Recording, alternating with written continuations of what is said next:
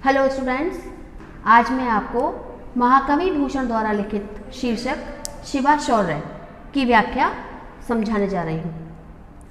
महाकवि भूषण क्योंकि महाराज शिवाजी के आश्रयदाता कवि थे, यानी उनके दरबार में कवि थे, इसलिए उन्होंने महाकवि भूषण जी ने शिवाजी के विषय में अपने अच्छे अच्छे शब्दों के माध्यम से जो भी कहने की कोशिश की है उसे हम समझने का प्रयास करेंगे। और ये तब का चित्रण है जब महाराज शिवाजी की सेना युद्ध करने के लिए युद्ध भूमि की ओर जा रही है। साजी चतुरंग सैन अंग में उमंग धारी सर्जा शिवाजी जंग जीतन चलत है। और भूषण भनत नाद बिहद नगारन के नदी नद मद गैबरन के रलत है। एल फैल खैल फैल खलक में गैल गैल गजन की ठैल पैल सैल उलसत है। तारा सो तरनी धूरी धारा में लगत जिमी थारा पर पारा पारा वारियों हलत है। अब देखेंगे हम कि साजी माने सुसज्जित होकर यानी सजकर, चतुरंग यानी चार प्रकार की यानी हाथी, घोड़े, पैदल और रथ पर सवार, ये चार प्रकार की।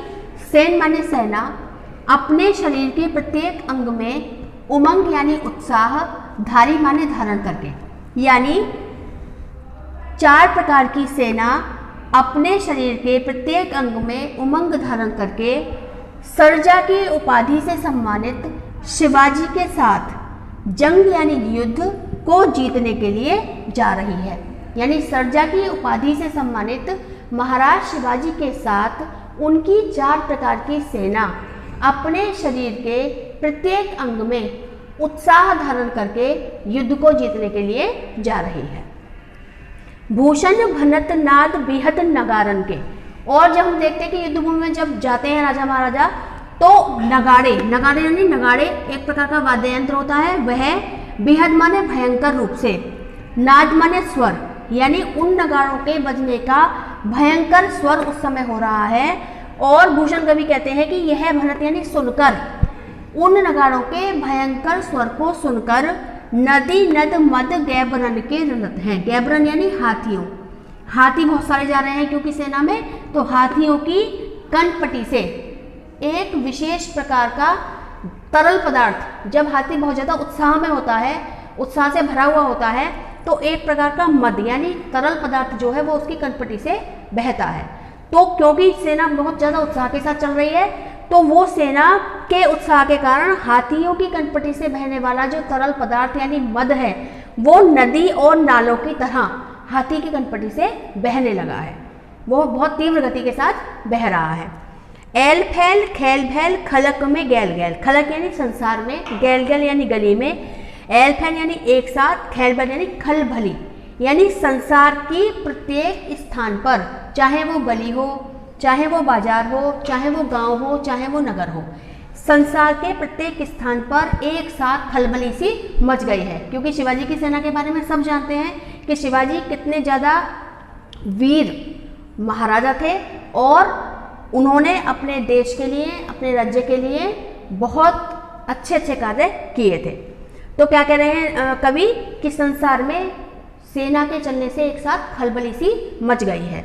गजन की ठैल पैल सैल उलसत है, और गजन यानी हाथियों के, ठैल पैल यानी धक्का मुक्की से, क्योंकि आगे हाथी आगे की ओर बढ़ते जा रहे हैं लगातार, तो एक दूसरे को धक्का देते हुए आगे बढ़ रहे हैं, तो उनके धक्का मुक्की होने के कारण सैल उलसत हैं। सैल यानी पहाड़ के पहाड़, उलसत माने टूटने लगे हैं, यानी उखड़ उखड़ कर वो गिरने लगे हैं, क्योंकि सेना बहुत तेजी के साथ चल रही है, हाथी एक दूसरे को धक्का देते हुए आगे की ओर जा रहे हैं, तो हाथियों की धक्का मुक्की से पहाड़ के पहाड़ उखड़कर गिरने लगे हैं।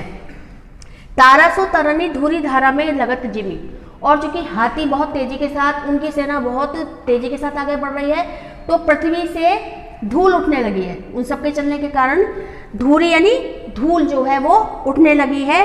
और उस धूल रूपी धारा में ऐसा लग रहा है मानो तारा सो तरनी, तरनी माने सूर्य, सूर्य कैसा लग रहा है, उस धूल के उड़ने के कारण सूर्य जो है वह आसमान में चमकने वाले तारे के समान दिखाई दे रहा है। ऐसा लगने लगा है जैसे तारे, सूर्य की चमक जो है वो बिल्कुल फीकी पड़ गई हो। क्योंकि शिवाजी का जो शौर्य है वो इतना ज़्यादा है कि उसके सामने प्राकृतिक सुंदरताएं भी बहुत फीकी पड़ गई हैं। तो वो कह रहे हैं कि धूल के उड़ने से तारे के समान दिखाई देने लगा है सूर्य भी, और थारा पर पारा पारावारियों हलत है, और पारावार यानी समुद्र इस प्रकार हिल रहा है जैसे कि थाली में रखा हुआ पारा हिलता है। पारा एक ऐसा पदार्थ है जो कभी भी एक स्थान पर टिकता नहीं है, वो हिलता रहता है। तो लेखक कह रहे हैं कवि कि समुद्र इस प्रकार हिलने लगा है जैसे कि थाली में रखा हुआ पारा हिलता है। तो बच्चों ये जो हमने अभी कवित्व पढ़ा, यानी इसमें जो हम इसको कह सकते हैं कि ये जो रस है इसमें वीर रस है, क्योंकि इसमें बहुत ज़्यादा उत्साह का चित्रण है, वीरता का चित्रण है। अलंकार है इसमें अतिशयोक्तिपूर्ण, क्योंकि बहुत ज़्यादा बढ़ा चढ़ाकर बात को कहा गया है, इसलिए अतिशयोक्तिपूर्ण अलंकार का चित्रण किया गया है। गुण है बच्चों इसमें ओज, क्योंकि बहुत ज़्यादा तेजी के साथ और वीरता के साथ उत्साह के साथ सेना आगे की ओर बढ़ रही है। तो इस प्रकार काव्य सौंदर्य के तत्वों में हमने आपको बताया कि इस प्रकार रस, छंद और अलंकारों का बहुत अच्छा समावेश करके महाकवि भूषण ने इस व्याख्या को प्रस्तुत किया है।